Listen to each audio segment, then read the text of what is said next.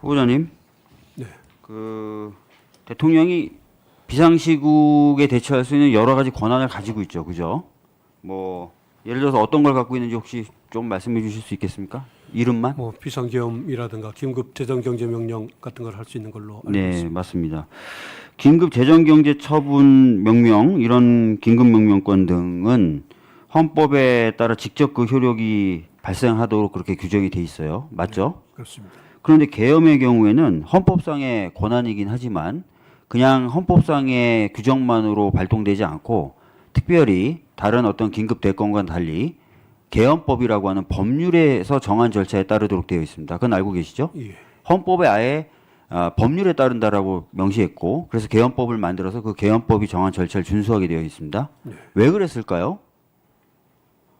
뭐 아무래도 비상계엄이라든가 이런 것과 관련된 우리 헌정사의 어떤 경험이 반영이 되지 않았을까 싶습니다.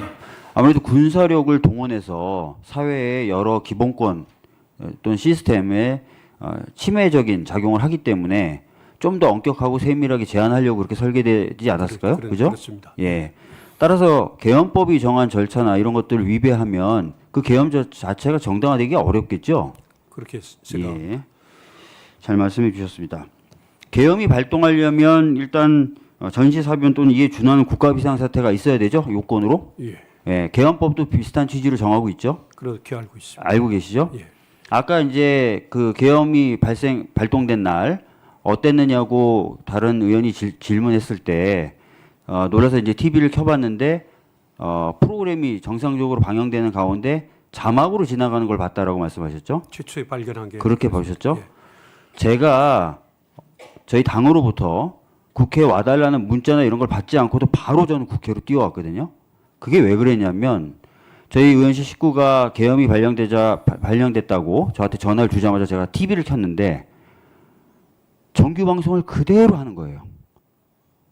예능 프로가 그냥 돌아가고 어떤 여행지를 소개하는 프로가 그대로 진행이 되면서 밑에 각 자막으로만 지나가는 겁니다.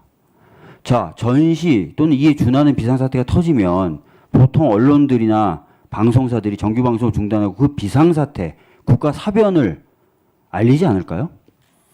그죠? 그렇습니다. 예. 그리고 나서 이 사변을 통제하기 위해서 경찰력으로 도저히 안 되니 어쩔 수 없이 군사력을 투입합니다라고 하면서 계엄이 선포되지 않을까요? 그렇게 그렇죠. 그런데 후보자님이나 저나 또 어제 제가 저희 동네 음식점에서 만난 저희 지역의 주민들도 다 비슷한 경험을 한 거예요.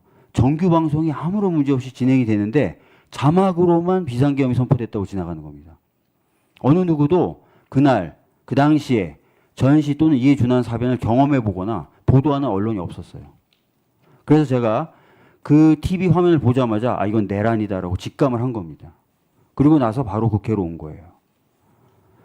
후보자도 그 TV 화면 보면서 좀 이상하다고 느끼지 않으셨습니까? 그렇습니다. 그죠? 이상하다고 느꼈죠, 그죠? 예.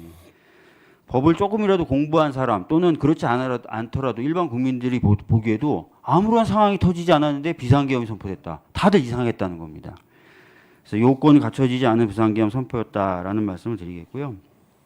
그날 시민들이 어떤 식으로 대응했는지 혹시 아십니까? 뭐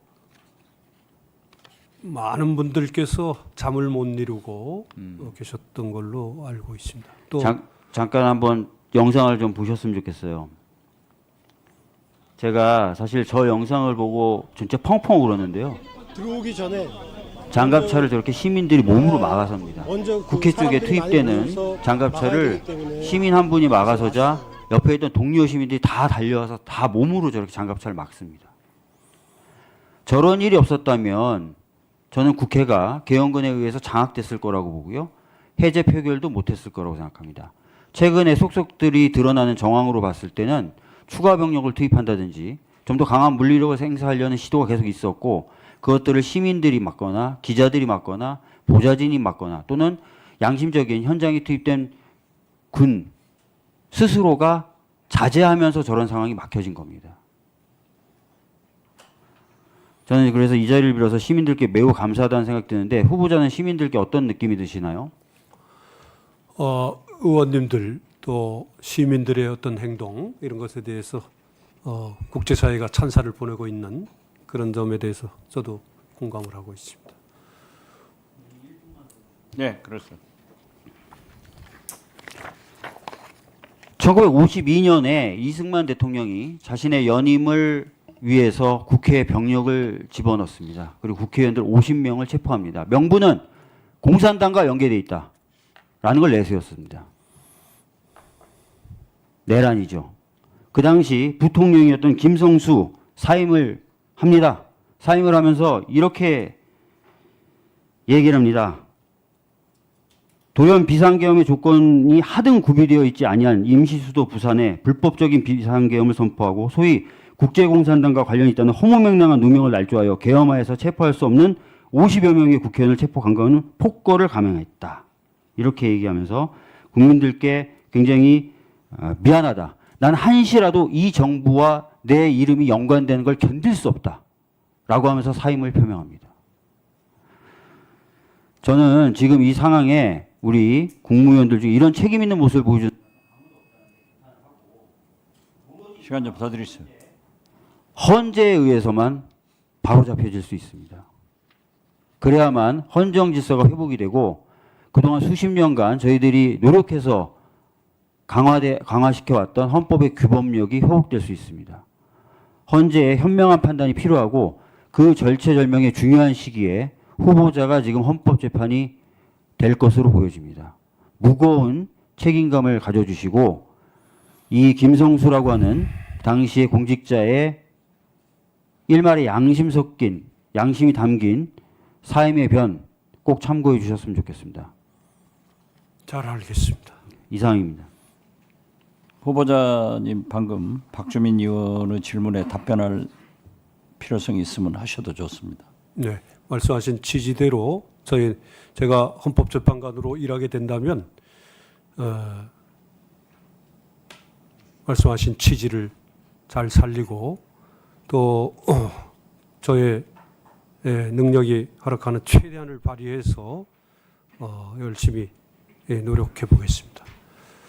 네, 감사합니다. 우리 은평갑 박주민 의원님 수고 많으셨습니다. 다음은